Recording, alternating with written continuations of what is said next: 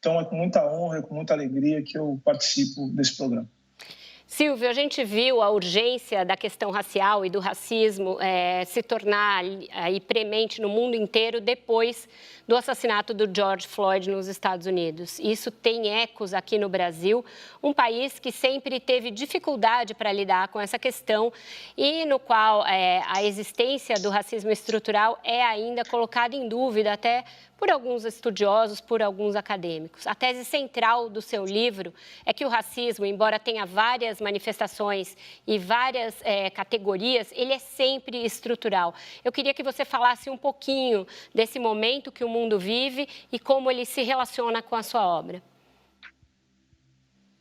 Bom, em primeiro lugar, acho que a pergunta ela nos remete justamente a uma das facetas do racismo que torna mais difícil o entendimento.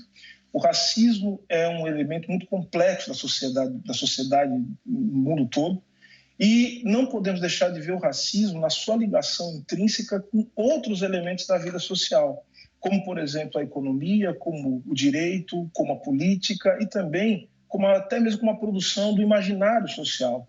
E esse momento que nós passamos no mundo, acho que deixa bastante evidente que o racismo ele não comporta mais, não há mais lugar para raciocínios ou para pensamentos sobre o racismo que não estejam dispostos a ir além de atos individuais, de questões comportamentais, ou mesmo que pensem o racismo como parte de um mau funcionamento institucional.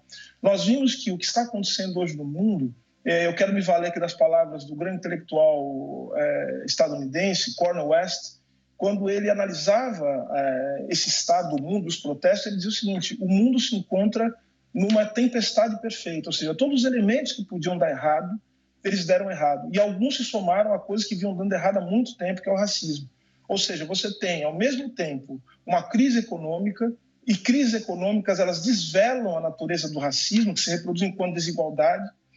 Você tem uma crise política, no sentido de que é um questionamento constante à capacidade das instituições democráticas de responder, a não ser com violência, a contestações que estão além de seus limites.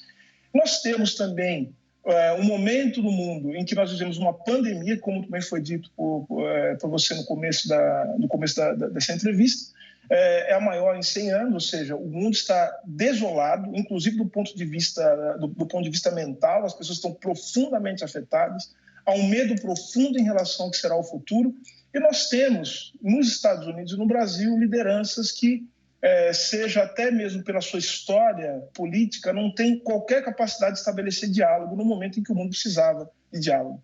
Então, ou seja, fica evidente, portanto, que o racismo não é uma questão pontual, não é comportamental. O racismo é algo que, se não tratado, compromete justamente tudo aquilo que nós dizemos lutar. Por exemplo, democracia, desenvolvimento econômico, possibilidade da gente expurgar a violência do nosso cotidiano. Ou seja, o racismo é algo que se infiltra na vida social e que, se não tratado, leva ao aprofundamento das crises e compromete o futuro da humanidade.